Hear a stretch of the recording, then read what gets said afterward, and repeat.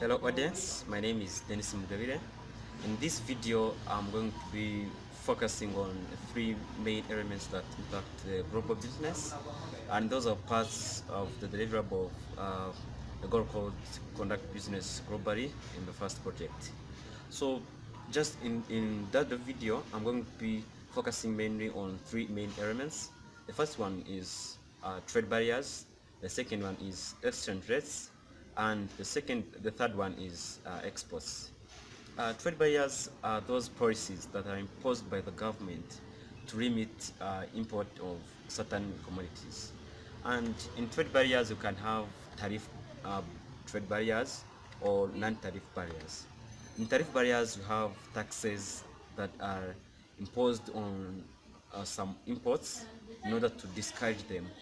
And in most cases, that is done to be able to promote locally produced commodities, and also to be able to give a competitive advantage of local farms, or in most cases infant industries.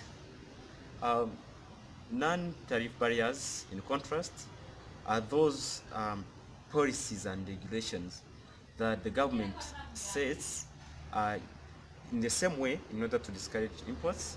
And here we may have quotas. Quotas are somewhere the government sets some limits of the amount of commodities that should enter the country in a certain period of time. And we can also have some form of bureaucracy. The government may choose to have bureaucracy in terms of filling different papers um, as a form of discouraging people from continuing trade with the country, or as a form of discouraging local people or local business people to continue importing certain products. And another one is about imposing some strict quality control procedures to some products. In the same way, it's about discouraging the products. So when there are strict quality control, many people from abroad will be discouraged to trade with a certain country, just with fear of being outcompeted from the market, since some products may look of less quality. And uh, it's so important. Trade barriers are very important in international trade, just because they are the ones which determine the relationship of one country and the other one. So whenever one country starts trade barriers uh, with another country, it limits the amount of commodities to enter the country at a certain point. Um, for instance, let's say that Rwanda, which is my country, let's say that it's producing mobile phones, and maybe it wants raw materials from different countries, let's say US and UK. So in that case, maybe because of some reasons, Rwanda may choose to stop or limit the amount of raw materials coming from US. So in that case, Rwanda is imposing trade barriers to the commodities or raw materials coming from USA. And because of that, Rwanda may be in a conflict with United States, because the trade in that case is limited, and for the United States, which wants its products to have market in Rwanda, it won't be good news to them, and it may create trade wars. And when that happens, trade wars limit international trade, because just there is no free movement of goods and services across borders. Um, on the other hand, for the country which is doing that trade, which is imposing those trade barriers, it's of great advantage, especially when that is done for some positive benefits. For instance, let's say that um, some of the commodities maybe would be harmful to the community, uh, in the country. So in that case, the government will be favoring the community inside the country. Yeah, so that will be an advantage to the country in particular, although the trade between itself and the other country would have stopped or else in trouble.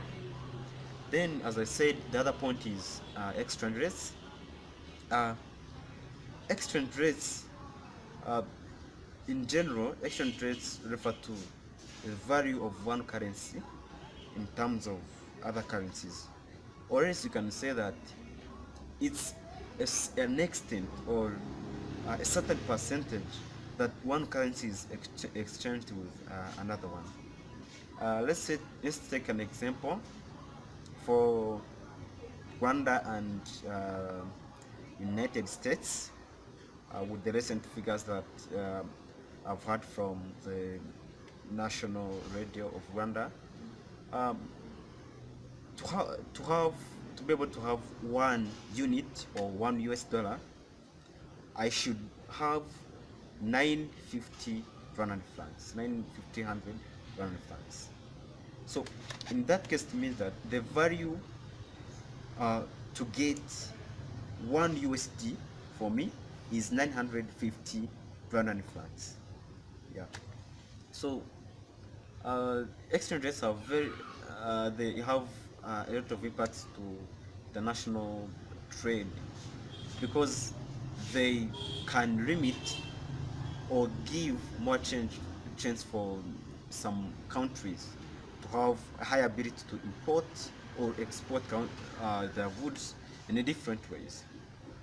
For instance, with let's take an example of Rwanda and UK. In UK, let's say that they use pounds, and a pound is of high value compared to Rwanda, because to get £1, I should give out almost approximately 1,000 Rwandan francs. So in that case, it will be hard for me to import, for me or just Rwanda, to import goods from UK, because importing from UK would be very expensive. In contrast, for UK to import in Rwanda, it would be very easy, because for them, they would use just a few units of their currency to purchase more goods from my country, which is Rwanda. So in that case, exchange rates really impact the amount of goods and services that can be bought or that can be imported from other countries. And again, taking an example on exports, again, countries with higher exchange rates will likely have more trading partners, because those trading partners want to get more benefits from such countries with high exchange rates. Yeah, and the last term, as I said, exports are goods and services which are sold outside the country. So let's take an example. If Rwanda is producing mobile phones and maybe it is trading with one country, let's say Nigeria, in that case, when Rwanda sells the mobile phones to Nigeria, those mobile phones will be referred to as exports. So exports have a lot of impact to international trade, because they are a part of what builds the relationship between one country and another in terms of having trade relationships. So when countries are able to trade with each other in that way, they are making exports.